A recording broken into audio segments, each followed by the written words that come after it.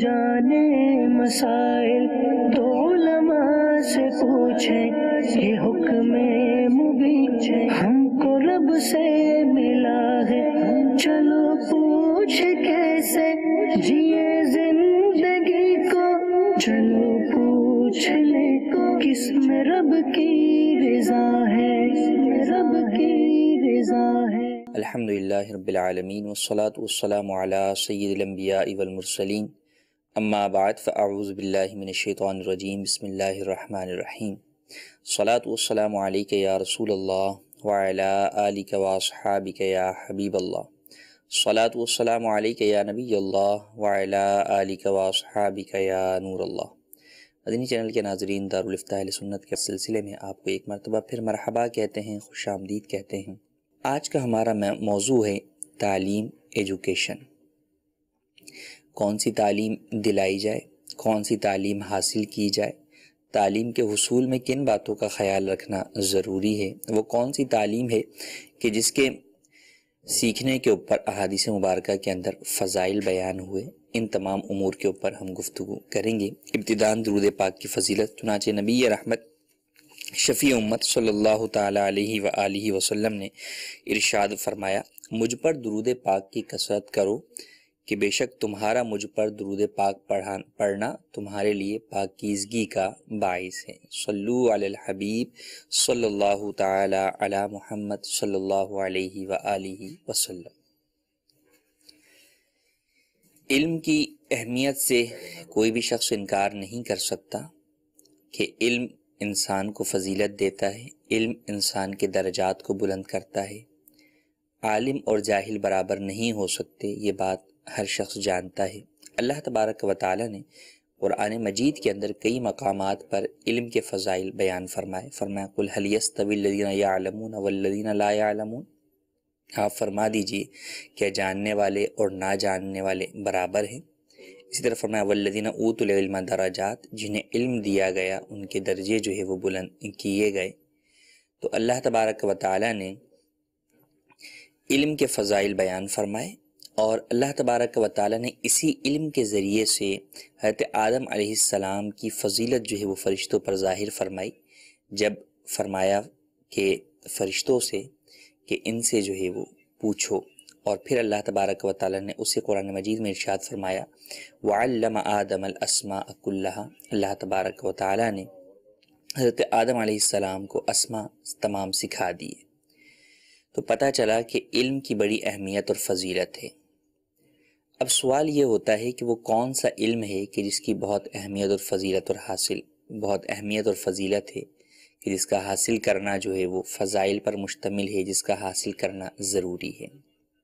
فی نفسی ہی، چاہے علم دین کا ہو یا دنیا کا ہو، بہرحال اس کی وجہ سے انسان ان کے مقابلے میں ممتاز ہوتا ہے جنہیں وہ علم نہیں ہوتا۔ لیکن شریعت مطہرہ اور اللہ تبارک و تعالیٰ کی کتاب قرآن مجید اور نبی کریم صلی اللہ تعالیٰ علیہ وآلہ وسلم کے فرامین میں جن علوم کو سیکھنے کی طرف ترغیب دلائی گئی، جن علوم کی طرف جو ہے وہ سیکھنے کا کہا گیا، بہرحال وہ علم دین ہے، کہ علم دین سیکھنا یہ ہر مسلمان پر ضروری ہے۔ اور جو فضائل ہیں کہ آدمی جو ہے وہ راہ خدا میں ہوتا ہے جب علم حاصل کر رہا ہوتا ہے، فرشتے اس کے لیے پر بچھاتے ہیں، یہ تمام چیزیں علوم دینیہ کے لیے ہیں۔ دنیاوی علوم سیکھنا بھی جائز ہے، جبکہ وہ علم فی نفسی ہی جائز ہو، وہ اس علم میں کوئی چیز جو ہے وہ غلط نہ ہو، قرآن و حدیث کے خلاف نہ ہو، اسلامی عقائد و نظریات کے خلاف نہ ہو۔ دوسرا، وہ علم ایک اچھے ماحول میں سیکھا جائے، دینی ماحول ہو، شریعت مطہرہ کو جو مطلوب ہے ماحول، اس ماحول کے اندر اس تعلیم کو، اس علم کو جو ہے وہ ڈیلیور کیا جا رہا ہو، یا اس کو جو ہے وہ گیدر کیا جا رہا ہو، حاصل کیا جا رہا ہو۔ اور اس علم کی وجہ سے، دنیاوی علم کی وجہ سے آپ کے دینی علم کے سیکھنے میں کمی واقع نہ ہو، یا اس میں حرج واقع نہ ہو۔ یہ نہ ہو کہ آپ دنیاوی علوم کے سیکھنے میں اس قدر مگن ہو جائیں، مشغول ہو جائیں کہ جس علم کا سیکھنا آپ پر فرض ہے بطور مسلمان، آپ اس سے غافل ہو جائیں۔ آپ ویسے تو بہت ڈپلومہ ہولڈر بن جائیں لیکن آپ کو قرآن کریم پڑھنا نہ آتا ہو، آپ ویسے تو بہت زیادہ جو ہے وہ پروفیشنل جو ہے وہ چیزیں سیکھ لیں، بہت کورسز سیکھ لیں، لیکن آپ کو نماز پڑھنا نہ آتی ہو، آپ بالغ ہو چکے ہیں، آپ کو روزے کے احکام اور مسائل کا نہیں پتہ، آپ صاحب مال ہیں لیکن آپ کو زکوٰۃ کے مسائل کا نہیں پتہ، آپ صاحب استطاعت ہیں مگر آپ حج پر نہیں جا رہے یا جاتے ہیں تو آپ کو حج کے مسائل کا نہیں پتہ۔ تو الغرض سب سے پہلے انسان کو یہ دیکھنا ہے کہ اس کے لیے سب سے زیادہ اہم ترین چیز کیا ہے۔ جس چیز کی اہمیت زیادہ ہوگی بندہ اس کے بارے میں پہلے علم حاصل کرے گا۔ انڈرسٹوڈ سی بات ہے کہ دیکھیں جب آپ کسی ایک جگہ پر، اس کو اس مثال سے سمجھیے کہ ایک جگہ پر سفر کر رہے ہیں، ایک راستے میں سفر کر رہے ہیں، آپ کے پاس کھانا موجود ہے، پانی نہیں ہے، تو اب کسی اسٹیشن کے اوپر گاڑی رکتی ہے تو آپ پانی کے بارے میں معلومات کریں گے، کھانے کے بارے میں آپ نہیں کریں، کھانا آپ کے پاس ہے، تو لہٰذا آپ جو ہے وہ پانی کے بارے میں معلومات حاصل کریں گے جو آپ کے پاس نہیں ہے، اور یہ آپ کو اس وقت ضروری ہے کہ آپ کو پانی کی پیاس ہے، شدت ہے۔ تو جس چیز کی آدمی کو ضرورت ہوتی ہے، اہمیت ہوتی ہے، سب سے پہلے اس کے بارے میں علم حاصل کرتا ہے۔ یوں ہی اگر آپ کو رہائش کے بارے میں معلومات حاصل کرنی ہے تو جہاں پہ آپ نے جا کے رکنا ہے وہاں ہی حاصل کریں گے۔ یہ نہیں ہوگا کہ راستے میں جہاں جہاں اسٹیشن پہ گاڑی رکے آپ وہاں جو ہے وہ رہائش کے بارے میں معلومات حاصل کریں۔ کیوں؟ کیونکہ ابھی آپ کو اس کی ضرورت نہیں ہے، ابھی ضرورت آپ کو پانی کی ہے، آپ اس کے بارے میں معلومات لیں۔ تو یہی حال انسان کی زندگی کا ہے کہ سب سے پہلے ایک مسلمان کے لیے سب سے اہم ترین قیمتی خزانہ وہ ایمان ہے۔ مسلمان ہیں، اب ہمیں دین کے بارے میں سب سے پہلے معلومات حاصل کرنی ہے، اسلامی عقائد سے متعلق معلومات حاصل کرنی۔ مجھے پتہ ہونا چاہیے کہ بطور مسلمان میرا اللہ تبارک و تعالیٰ کی ذات پر کیا عقیدہ ہونا چاہیے، بطور مسلمان میرا اللہ تبارک و تعالیٰ کے رسول علیہ الصلاۃ والسلام سے متعلق کیا نظریات اور عقائد ہونے چاہیے، فرشتوں سے متعلق میرا کیا نظریہ ہونا چاہیے، جنات سے متعلق اسلام کیا کہتا ہے، اور اس طرح کی دیگر چیزوں سے متعلق مجھے عقیدے کا علم سب سے پہلے حاصل کرنا ضروری ہے۔ عقیدے کے بعد سب سے پہلے جو چیز انسان کے اوپر فرض ہوتی ہے وہ ہوتی ہے نماز۔ نماز بالغ ہونے کے بعد فرض ہوتی ہے، پڑھنے کا حکم 7 سال سے بچے کو دیا جاتا ہے۔ تو اب عقائد کے بعد سب سے پہلا درجہ آ گیا نماز کا، لہٰذا وہ شخص جو ہے وہ نماز سے متعلق احکام اور مسائل سیکھے گا۔ اس کے بعد چونکہ سال میں ایک مرتبہ رمضان المبارک نے آنا ہے اور روزے رکھنا ہے، تو لہٰذا جب رمضان المبارک قریب آتا چلا جائے گا تو اس کے لیے یہ حکم ہوگا کہ یہ اپنے نماز کے بعد روزے کے مسائل سیکھے، تاکہ رمضان کے اندر روزہ اس طرح رکھے کہ وہ نہ مکروہ ہو اور نہ ہی فاسد ہو۔ پھر اگر یہ صاحب استطاعت ہوتا ہے، صاحب مال ہوتا ہے، تو اس پر مال سے متعلق احکام لازم آئیں گے سیکھنا، کہ زکوٰۃ سے متعلق سیکھے کہ زکوٰۃ کا سال کس طرح کاؤنٹ کیا جاتا ہے، زکوٰۃ کتنے مال پر لازم ہوتی ہے۔ پھر یوں ہی مال اگر اس کا اتنا بڑھ جاتا ہے کہ حج پر جانے کے قابل ہو جاتا ہے اس مال کی وجہ سے، تو اس کے اوپر حج فرض ہونے سے متعلق احکام سیکھنا یہ بھی ضروری، اور آگے پھر جب حج کا فارم وغیرہ بھی جمع ہو جاتا ہے تو اب اس سے متعلق حج کے احکام سیکھنا کہ میں نے حج وہاں جا کر کیا کرنا ہے، کون سا رکن کس طرح ادا کرنا ہے، کس کام کے کرنے سے کفارہ لازم آئے گا، دم لازم آئے گا، صدقہ لازم آئے گا، یہ چیزیں جو ہے وہ بندہ سیکھے گا، کس کام کے کرنے کی وجہ سے جو ہے وہ گناہ گار ہو جاؤں گا وہاں پر۔ تو الغرض یوں بتدریج انسان کو احکام اور مسائل سیکھنے ہوتے ہیں۔ شادی کرنے کے لیے جا رہا ہے تو نکاح کے مسائل، شادی کے بعد طلاق پہ مسائل، تاجر ہے تجارت کرنے جا رہا ہے تو اب تجارت کے شریعت احکام اور مسائل جو ہے وہ سیکھے گا۔ اب اگر ایک شخص کہ جس کو نماز نہ آتی ہو وہ نماز کے مسائل سیکھنے کو چھوڑ کر اور دیگر دنیاوی علوم و فنون کے اندر ان کو سیکھنے میں مصروف ہو جاتا ہے تو اب یہ شخص گویا کہ گناہگار ہو رہا ہے، کیونکہ اس پر جس چیز کا سیکھنا ضروری تھا یہ اس سے جو ہے وہ دور ہو گیا، یہ اس کو نہیں سیکھ رہا بلکہ اپنا وقت اس چیز میں جو ہے وہ خرچ کر رہا ہے کہ جس کا سیکھنا اس پر فرض نہیں ہے۔ نمبر 1 فرض نہیں، نمبر 2 یہ کہ اس کی وجہ سے اس کے فرض علم سیکھنے کے اندر کوتاہی واقع ہو رہی، تو فرض علم سیکھنے میں کوتاہی ہوگی تو بھی جو ہے وہ گناہگار ہوگا۔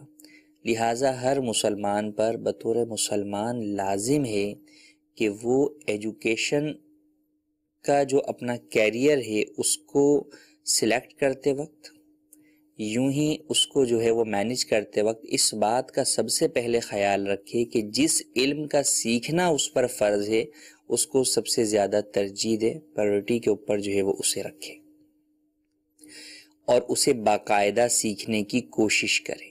ہمارے ہاں دیکھا جاتا ہے کہ بچوں کو اسکول میں تو 2.5 سے 3 سال کی عمر میں داخل کروا دیا جاتا ہے، لیکن قرآن پاک پڑھنے کے لیے بچوں کو 5-6 سال تک بھی نہیں بٹھایا جاتا۔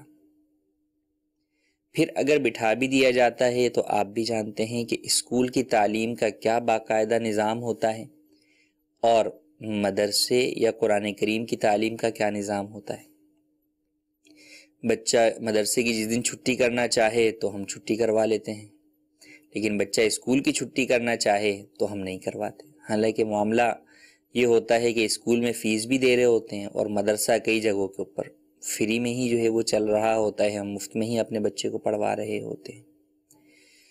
تو ہمیں سب سے پہلے یہ دیکھنا ضروری ہے کہ ہم اپنے بچے کو ایجوکیشن کیوں دلا رہے ہیں، یا خود اپنے اعتبار سے بھی فرد غور کرے کہ میں ایجوکیشن کیوں حاصل کر رہا ہوں، میں تعلیم کیوں حاصل کر رہا ہوں، میں علم کیوں حاصل کر رہا ہوں۔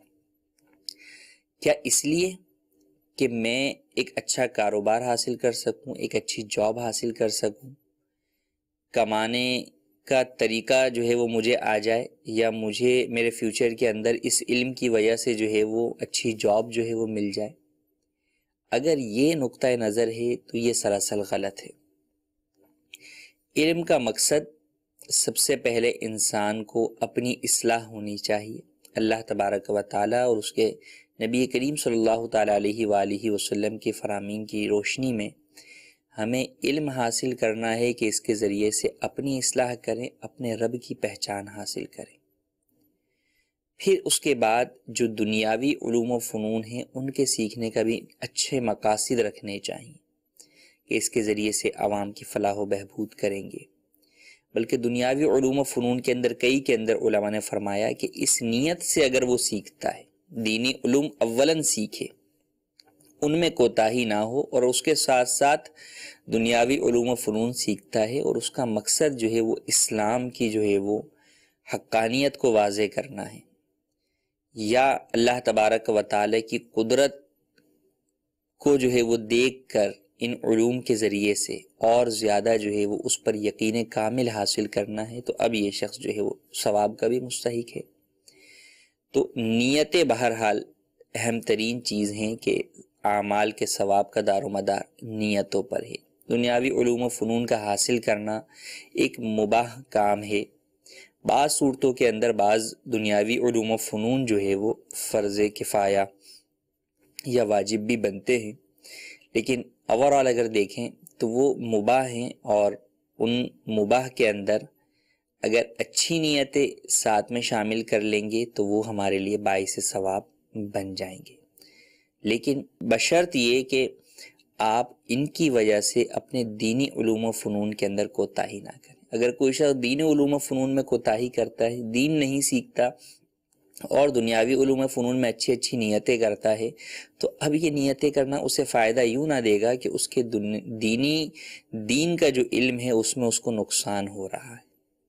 لہٰذا ہمیں خود بھی علم حاصل کرنے میں اور اپنے بچوں کو بھی تعلیم دینے میں، دلوانے میں، یوں ہی اسکول انتظامیہ، ایجوکیشن انڈسٹریز سے بھی جو متعلقہ افراد ہیں انہیں بھی چاہیے کہ وہ علم کا مقصد فقط پیسہ کمانا نہ رکھیں، علم کو فقط پیسہ کمانے کا ذریعہ نہ بنائیں، بلکہ علم کی جو اہمیت ہے اس کو اپنی جگہ پر باقی رکھیں اور علم کا جو مقصد ہے ان نیک مقاصد کے ساتھ ہی فروغ علم کریں اور دین کے علم کو ہر علم پر ترجیح دیں۔ اللہ تبارک و تعالیٰ سے دعا ہے کہ اللہ تبارک و تعالیٰ ہمیں اچھے ماحول میں دین سیکھنے کی اور تعلیم حاصل کرنے کی توفیق عطا فرمائے۔ آئیے چلتے ہیں آپ کے کالز کی طرف۔ جی کالز دیجیے۔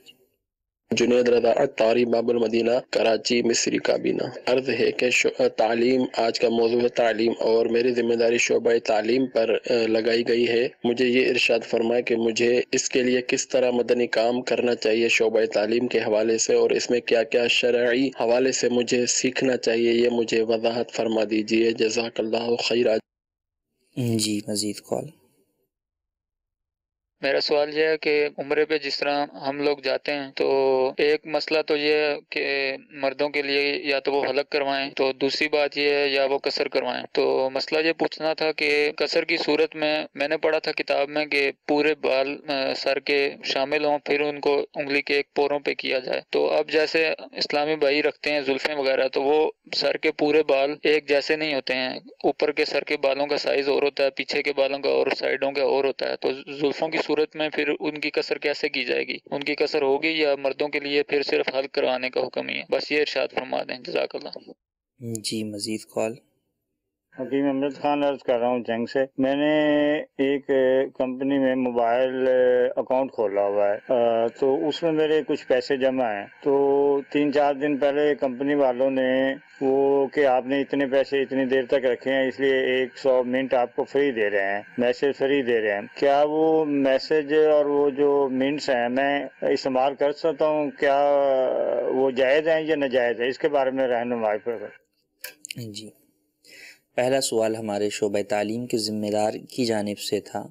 الحمدللہ عز و جل دعوت اسلامی نے جہاں دیگر شعبہ جات میں جو ہے وہ دیگر دنیاوی جو ہے وہ شعبہ ہائے زندگی کے اندر قدم رکھا اور وہاں پر اصلاح امت کی غرض سے مختلف شعبے قائم کیے، انہی میں ایک شعبہ تعلیم بھی ہے کہ ایجوکیشن انڈسٹریز کے اندر جو لوگ ہیں ان کی اصلاح کے لیے جو ہے وہ اس شعبے کے ذریعے سے کوششیں کی جاتی ہیں، اور کافی حوصلہ افزا جو ہے وہ خبریں بھی مدنی نیوز کے اندر ہم دیکھتے رہتے ہیں، سنتے رہتے ہیں۔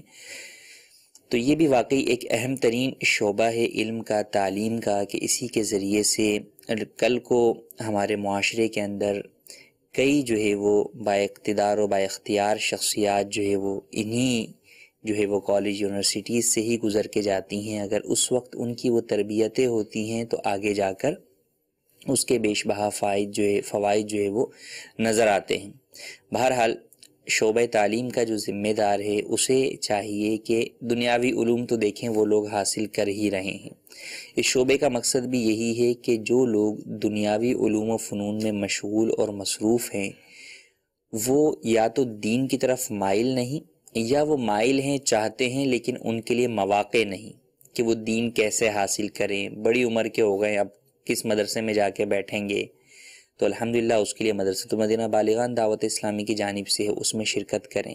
تو یوں شعبہ تعلیم کے ذمہ داران جو ہے وہ اولاً تو دنیاوی علوم و فنون میں مصروف اور مشغول لوگوں کو دین کی اہمیت کی طرف توجہ دلائیں اور ان کو دین سکھانے کی جو ہے وہ ترکیب بنائیں، اجتماعات جو ہے وہ مختلف قائم کریں، کیے بھی جاتے ہیں، یوں ہی کتابیں جو ہے وہ تقسیم کریں، کیونکہ بہرحال ایجوکیشن سے جو بھی شخص تعلق رکھتا ہے تو اسے کتاب پڑھنے کا کسی نہ کسی طریقے سے شوق اپنی جگہ پر موجود ہی ہوتا ہے، تو انہیں کتابیں پڑھنے کے لیے دی جائیں تاکہ وہ ان کتابوں کے ذریعے امیر اہل سنت کے مختلف رسائل ہیں، مکتبۃ المدینہ کی دیگر مطبوعات ہیں، تو چھوٹی چھوٹی کتابوں کے ذریعے سے وہ ان کے اندر جو ہے وہ علم دین جو ہے وہ فروغ پائے، وہ علم دین سیکھیں۔ جب شوق علم دین ہوگا تو پھر انشاءاللہ عز و جل بندہ اس کے لیے بہت ساری کوششیں کرے گا۔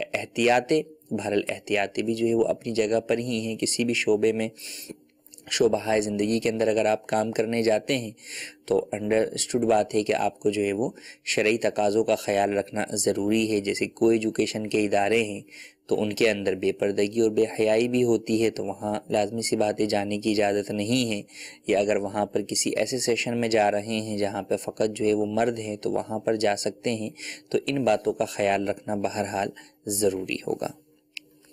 دوسرا سوال تھا کہ عمرے پر یا حج پر جاتے ہیں تو مرد اور عورت دونوں کے لیے احکام بیان کیے جاتے ہیں. تو عورتوں کے لیے تو فقط قصر ہے، لیکن مردوں کے لیے حلق اور قصر دونوں ہی بیان کیے جاتے ہیں. تو جن افراد کی زلفیں ہیں تو وہ قصر کیسے کریں؟ اولاً تو آپ نے یہ کہا کہ پورے سر کے بالوں کا جو ہے وہ ایک پورے کے برابر کاٹنا، یہ درست نہیں ہے.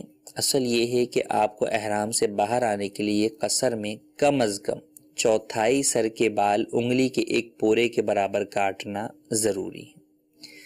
چونکہ پورے سر کے بال جو ہے وہ عورتوں کے بھی جو ہے وہ جب چٹیا میں آئیں گے تو وہ سارے برابر ہوں، یہ ضروری نہیں ہے. ہو سکتا ہے بعض چھوٹے ہوں بعض بڑے ہوں، تو اس لیے انہیں احتیاطاً کہا جاتا ہے کہ وہ چٹیا کو جو ہے وہ اپنے انگلی کے ایک پورے پہ لپیٹ کر کاٹ لیں. تو گویا کہ غالب گمان یہی ہے کہ کم از کم چوتھائی سر کے بال تو کٹ ہی جائیں گے. تو اگر کوئی چوتھائی سر کے بال ہی جو ہے وہ کاٹے تو بھی بہرحال وہ اس کا قصر جو ہے وہ ہو جائے گا اور وہ احرام سے باہر ہو جائے گا. تو اب اسلامی بھائی بھی اسی طرح دیکھ لے کہ اگر اس کے چوتھائی سر کے بال جو ہے وہ انگلی کے ایک پورے کے برابر ہیں اور وہ انہیں لپیٹ کر کاٹ سکتا ہے تو وہ کاٹ لے. ہاں یہ بات یاد رہے کہ اسلامی بھائی کے لیے قصر اسی صورت کے اندر ہوگا جبکہ اس کے بال ایک پورے کے برابر ہوں. اگر ایک پورے کے برابر نہیں ہے، مثال کے طور پہ جو ہے وہ گیا عمرہ کیا، حلق کروا لیا، اب 4 دن کے بعد دوبارہ عمرہ کیا تو اب بال ایک انگلی کے ایک پورے کے برابر بڑے ہی نہیں ہیں، چھوٹے چھوٹے ہیں، تو اب قصر نہیں ہو سکتا بلکہ اب حلق ہی کروانا ہوگا دوبارہ احرام سے باہر آنے کے لیے. تیسرا سوال کہ مختلف موبائل کمپنیاں آج کل جو ہے وہ یہ آفر دیتی ہیں کہ اگر آپ ہماری موبائل کمپنی میں کوئی اکاؤنٹ کھلواتے ہیں اور اس کے ذریعے سے آپ جو ہے وہ پیسوں کا لین دین جو ہے وہ کرتے ہیں، منی ٹرانسفر کرتے ہیں یا ایزی لوڈ وغیرہ کرتے ہیں، تو اس میں آپ اگر ایوریج بیلنس آپ کا منتھلی جو ہے وہ اتنا ہوگا تو آپ کو اتنے منٹس جو ہے وہ فری اور اتنے SMS دیے جائیں گے. تو بہرحال موبائل اکاؤنٹ کمپنی جو ہیں ان کے جو موبائل اکاؤنٹس ہیں ان میں بھی جو پیسہ آپ کا رکھا ہوا ہوتا ہے، ایک تو ہے کہ آپ نے لوڈ کروا لیا اور اس کے اگینسٹ میں آپ نے جو ہے وہ منٹس حاصل کر لیے، یہ ایک الگ چیز ہے. ایک یہ ہے کہ پیسہ رکھا ہوا ہے کہ وہ پیسہ آپ ٹرانسفر کر سکتے ہیں. تو بہرحال یہ قرض ہے اور قرض کے اوپر جو بھی نفع مشروط ملے گا، کنڈیشنل ہوگا، قرض کی بنیاد پر دیا جائے گا اور پہلے سے ہی وہ مشروط ہوگا، یا تو صراحتاً کہ کمپنی کی جانب سے کہا جاتا ہے یا دلالتاً انڈرسٹوڈ طور کے اوپر طے ہے، کمپنی نے اپنا یہ رول جو ہے وہ جاری کیا ہوا ہے. تو اس صورت میں اس کے بدلے میں جو نفع منٹس یا میسیجز کا ملے گا وہ بھی سود ہے، حرام ہے، جہنم میں لے جانے والا کام ہے، اس کو استعمال کرنے کی ہرگز اجازت نہیں ہے. بلکہ اس طرح کا اکاؤنٹ کھلوانا کہ جس میں کھلواتے وقت یہ شرط ہو کہ آپ جو ہے وہ اگر اتنے پیسے رکھیں گے تو ہم آپ کو اتنا اس کے اوپر منٹس وغیرہ دیں گے، تو یہ جائز نہیں ہے. کیونکہ حدیث پاک میں ہے کلو قرض جر منفیات فہو ربا، ہر وہ قرض جو نفع کھینچ کر لائے وہ سود ہے. حدیث پاک کے اندر منفیات کا لفظ استعمال ہوا. نفع جس طریقے سے مال کی صورت میں ہوتا ہے اسی طرح سروسز کی صورت میں بھی ہوتا ہے. تو یہ فری منٹس یا فری SMS گویا کہ سروسز کی صورت میں آپ کو نفع دیا جا رہا ہے، تو یہ بھی آپ کے لیے جائز نہیں ہے. آپ پر لازم ہے کہ اولاً تو اس اکاؤنٹ کو ہی بند کروائیں اور یہ فری منٹس اور فری SMS استعمال نہ کریں. جی مزید کال. میرا نام علی ہے، میں فرانس سے عرض کر رہا ہوں. میرا سوال یہ ہے کہ بچوں کو سب سے پہلے کیا سکھایا جائے؟ بچوں کو سب سے پہلے کیا سکھایا جائے؟ بچے جب بولنے لگیں تو سب سے پہلے انہیں اللہ تبارک و تعالیٰ کا مبارک نام سکھایا جائے. ان کے سامنے مختلف اوقات میں اللہ اللہ اللہ کہا جائے تاکہ بچہ بھی جو ہے وہ اس چیز کو سیکھنے کا عادی ہو اور بچے کی زبان سے پہلا کلمہ جو ہے وہ لفظ اللہ کا ہی نکلے. باقی جب بچہ بڑا ہو تو بہرحال بچے کو مختلف جو ہے وہ دینی چیزیں سکھائی جائیں. اللہ کے بعد پورا کلمہ طیبہ جو ہے وہ سکھایا جائے یا اللہ کے ساتھ محمد نام سکھایا جائے نبی کریم صلی اللہ تعالیٰ علیہ وآلہ وسلم کا. یوں مختلف دینی چیزیں بچے کو سکھائی جائیں. بہرحال خلاصہ کلام یہ کہ اولاد کی تعلیم اور تربیت دونوں کے اندر ہمیں دین کو ترجیح دینی ہے. اولاد کو اگر ہم دنیاوی تعلیم سکھا رہے ہیں تو دینی تعلیم لازمی طور پر سکھائیں اور اسے ترجیح دیں. ہمارا انداز جو ہے بتائے کہ ہم کس بات کو ترجیح دے رہے ہیں کہ بچہ اگر کبھی مدرسے کے کام میں وہ کچھ کرے تو پھر جس طرح اب فی زمانہ رائج ہے کہ ہم اسکول کا کام جو ہے وہ کرواتے ہیں، اس کو اہمیت دیتے ہیں، ہونا یہ چاہیے کہ ہم مدرسے کی چیز کو، دین کی چیز کو اہمیت دیں تاکہ بچے کے ذہن میں بھی دین کی اہمیت ہمیشہ باقی رہے۔ جی مزید کال۔ صاحب سے سوال ہے کہ پلاسٹک کا چھلا یا کڑا یا کالے دھاگے میں لکڑی یا سیپ کے موتی پہننا جائز ہے یا نہیں، اور ایسی حالت میں نماز پڑھنے کا حکم بھی بیان فرمانا ہے۔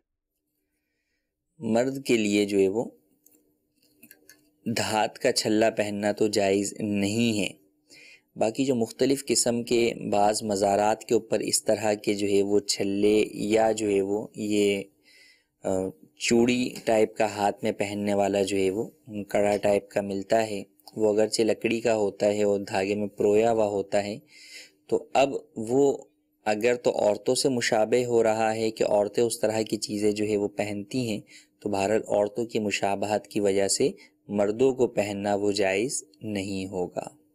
جی مزید کال۔ مفتی صاحب کی بارگاہ میں میرا سوال ہے، لوگ موٹے سے موٹا قالین بچھانے کی کوشش کرتے ہیں مسجدوں میں۔ بعض ایسے لوگ کہتے ہیں کہ بھی مسجدوں کے اندر اتنے سافٹ قسم کے، اتنے فارم قسم کے، اتنے نرم ملائم جو ہے نا وہ قالین بچھائے جاتے ہیں جس میں بندہ بیٹھتا ہے نماز پڑھتا تو دل کرتا ہی نہیں اٹھنے کو۔ تو فی زمانہ اگر اس چیز پہ غور کیا جائے، زمین کی سختی محسوس نہیں ہوتی اس میں اور سجدہ ٹھیک سے ادا نہیں ہوتا، تو فی زمانہ ہمیں کیا کرنا چاہیے؟ اگر اس بارے میں لوگوں کی رہنمائی کی جائے تو لوگ کہتے ہیں کہ یہ پتہ نہیں مولویوں نے کہاں سے مسئلہ نکال دیا، دوسری مسجدوں میں بھی بچھے ہوئے ہیں، انگلینڈ کی مسجدوں میں بچھے ہوئے ہیں، دبئی سے آئے ہوئے ہیں، فلانی مسجد میں بچھے ہوئے ہیں، اتنے موٹے موٹے بچھے ہوئے ہیں، لوگ نمازیں پڑھ رہے ہیں اور اتنا جو ہے نا سافٹ قسم کا ہے۔ اب وہ بندے بھی سخت نہیں رہے، اس وقت تھے اب نہیں ہے، تو اب اس بارے میں ہمیں کیا کرنا چاہیے؟ ایک کو سمجھائیں گے ایک کو سمجھ آ جائے گی، سب لوگوں کو سمجھانا مشکل ہے، بہت ہی یوں سمجھ لیں کہ عجیب معاملہ ہے۔ جی مزید کال۔ تہجد کی نماز پڑھنے کا طریقہ بیان کر دیجیے۔ جی مزید کال۔ صبح کی جب جماعت کھڑی ہو جاتی ہے تو لوگ پیچھے سنتے پڑھنے شروع کر دیتے ہیں، کیا یہ صحیح ہے؟ جی پہلا سوال، اللہ تبارک و تعالیٰ کی بارگاہ میں جب بندہ حاضر ہوتا ہے نماز کے لیے تو اس کا انداز عاجزی اور انکساری والا ہونا چاہیے۔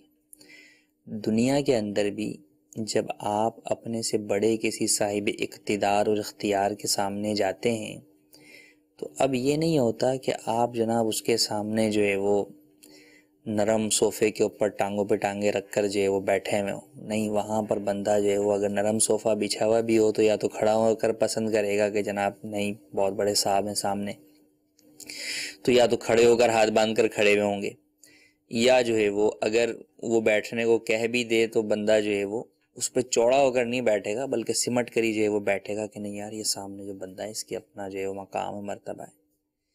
تو اندازہ کیجئے کہ جب دنیا میں ہمارا یہ حال ہے تو جو ہر چیز کا خالق و مالک ہے، جب اس کی بارگاہ میں ہم جائیں تو ہمیں عاجزی اور انکساری والا جو ہے وہ انداز اختیار کرنا چاہیے یا شاہانہ انداز اختیار کرنا چاہیے۔ کسی کے سامنے، جس کو کہتے ہیں ناک رگڑنا، تو کسی کے سامنے ناک جو ہے وہ فوم رکھ کے رگڑی جاتی ہے یا زمین پہ رگڑی جاتی ہے؟ اس سے بھی آپ اندازہ کر لیجئے کہ اس کو عاجزی انکساری کوئی نہیں سمجھے گا کہ آپ جو ہے بڑا خوش نما جو ہے وہ ایک فارم کا وہ بنائیں قالین ٹائپ کا اور اس کو سامنے رکھ کر جو ہے وہ اس کے سامنے جو ہے وہ آپ ناک رگڑیں، تو یہی کہا جائے گا کہ یہ کیا کر رہے ہو۔ لیکن ایک شخص اگر کسی کے سامنے جو ہے وہ زمین پر جناب جو ہے وہ رکھتا ہے تو نہیں یار یہ بڑا جو ہے وہ گلٹی فیل کر رہا ہے اور یہ دیکھیں عاجزی انکساری کر رہا ہے میرے سامنے۔ حالانکہ دنیا کے اندر تو اس شخص کے سامنے کیا جھکنا، اس طرح تو جھکنے کی بھی جو ہے وہ اجازت نہیں ہوگی کہ آدمی سجدہ والی صورت اختیار کرے کسی انسان کے سامنے یا کسی مخلوق کے سامنے۔ لیکن اللہ تبارک و تعالیٰ تو خالق ہے، مالک ہے، اسی کو تمام تعریفیں زیبا ہیں، اسی کے سامنے ہی بندے کو عاجزی اور انکساری سب سے زیادہ اختیار کرنی ہے۔ تو وہاں پر اپنی ان آسائشوں کی طرف نظر کرنا کہ جناب والا ہم جو ہے وہ اس طرح ہی جو ہے وہ عبادت کریں گے تو یہ تو ویسے ہی زیب نہیں دیتا. رب کی بارگاہ میں بندہ جائے تو ویسے ہی جو ہے وہ بندے کو عاجزی اور انکساری اس کے لباس سے جو ہے وہ جھڑ رہی ہو، اس کے انداز سے جو ہے وہ ظاہر ہو رہا ہو کہ واقعی اللہ کی بارگاہ کے اندر یہ آیا ہے، اپنے گناہوں پر شرمندہ ہے. تو یہ انداز اختیار ہونا چاہیے، نہ یہ کہ ہم جو ہے وہ اس طرح نرم گدیلوں کے اوپر جو ہے وہ نماز پڑھنے کے لیے جو ہے وہ جائیں یا وہاں پہ نرم قالین بچھا کر جائیں. پھر شرعی اعتبار سے، احکام کے اعتبار سے جب دیکھا جائے کہ شریعت مطہرہ نے ایک شرط بیان کی ہے کہ زمین پر جو ہے وہ سجدہ ہوگا، ورنہ اگر کسی اور چیز کے اوپر ہے تو زمین کی سختی جو ہے وہ محسوس ہو تو جو ہے وہ سجدہ قرار پائے گا. اگر سختی محسوس نہیں ہوگی تو وہ سجدہ ہی قرار نہیں پائے گا. تو اب انگلینڈ سے آیا ہے تو بھئی انگلینڈ سے دین تھوڑی پھیلا ہے کہ انگلینڈ جو ہے وہ اس چیز کے اندر رول ماڈل ہو کہ جناب وہاں پر جو مساجد میں ہو رہا ہے وہ جو ہے وہ صحیح ہوگا. اچھا تو ہو سکتا ہے کوئی کہے کہ جناب عرب سے تو دین پھیلا ہے، عرب کے اندر بھی جو ہے وہ ایسا ہے. تو عرب میں جب ان کی حکومتیں تھیں کہ جناب جو صحابہ کرام علیہم رضوان تھے تو وہ انداز کیا تھا، وہ کس طریقے سے عبادت جو ہے وہ کیا کرتے تھے، ذرا اس چیز کو پیش نظر رکھا جائے، نہ کہ آج کی چیز کو. تو بہرحال دین، شریعت اور احکام کتابوں میں بیان کر دیے گئے ہیں، ان کو فالو کرنا ہے. آپس میں ایک دوسرے کو دیکھ کر فالو نہیں کرنا کہ فلاں مسجد والے کیا کر رہے ہیں، فلاں مسجد والے. پھر فی زمانہ ایک یہ بڑی پرابلم ہے کہ لوگ جو ہے وہ مساجد کے اندر بھی اگر کوئی کام کرتے ہیں تو مقصد اپنے علاقے کی مساجد میں کسی سے جناب جو ہے وہ کمپیریزن ہوتا ہے، تقابل کر رہے ہوتے ہیں، مقابلہ کر رہے ہوتے ہیں. فلاں مسجد کے اندر جو ہے وہ یہ والے پنکھے لگیں یا اے سی لگائیں، ہم نے بھی مسجد میں لگائیں. اب بھلے ان کی مسجد کے اندر جو ہے وہ حاجت ہو اے سی کی یا نہ ہو، لیکن چونکہ اس مسجد میں لگائیں ہم نے بھی لگانا. یوں ہی قالین کے اندر کہ جناب اس مسجد میں یہ قالین بچھا ہوا ہے تو ہم بھی بچھائیں گے. بھئی اس مسجد میں قالین بچھا ہوا ہے تو کیا یہ بتائیے کہ انہوں نے رہنمائی لے کر بچھایا ہے؟ شریعت مطہرہ کی رہنمائی جو ہے وہ کمیٹیاں آپس میں ایک دوسرے کو دیں گی یا علماء سے پوچھیں گی؟ اچھا پھر یہ کہ جناب یہ علماء ابھی جو ہے وہ یہ مسئلہ لے کر آئے ہیں، تو علماء تو مسئلہ 1400 سال سے ہی جو ہے وہ بیان کرتے آ رہے ہیں. آپ نے پہلے کتنی مرتبہ علماء سے رابطہ کیا یا ان سے دین سیکھا؟ اگر آپ نے دین سیکھا ہی نہیں پہلے تو لازمی سی بات ہے آپ کا علماء سے رابطہ زندگی میں پہلی ہی بار ہوا ہے. جب پہلی بار ہی ہوا ہے تو آپ جتنی باتیں ان سے سنیں گے آپ کو نہیں لگیں گی. تو اب یہ تو وہی ہو گیا کہ آپ دوسرے ملک کے اندر جائیں اور وہاں جا کر آپ بولیں کہ جناب یہ تم یہاں یہ چیزیں کہاں سے لے کر آ گئے ہو، تو وہ یہی کہیں گے کہ ہم یہ چیزیں کہیں سے نہیں لے کر آئے جناب، آپ بلکہ ہمارے ملک میں آ جائے ہیں. تو یہی علماء بھی کہیں گے کہ جناب یہ چیزیں تو 1400 سال سے ایسی ہی ہیں، چونکہ آپ آج ہم سے کنیکٹ ہوئے ہیں تو لہٰذا آپ کو آج مسائل معلوم ہو رہے ہیں. تو بہرحال سمجھانا چاہیے اور اس بات کا خاص طور پر اہتمام کرنا چاہیے کہ مساجد اللہ کی عبادت کے لیے ہیں، مقصد وہاں پر عبادت کرنا ہے. یہ نہیں کہ وہاں بندہ آئے عبادت کی جو ہے ایکٹیویٹی بھی کرے لیکن عبادت ادا ہی نہ ہو. ایکٹیویٹی یوں کہ گویا کہ وہ پرفارم تو کر رہا ہے، ایکشن تو کر رہا ہے، لیکن نماز ہی نہیں ہو رہی.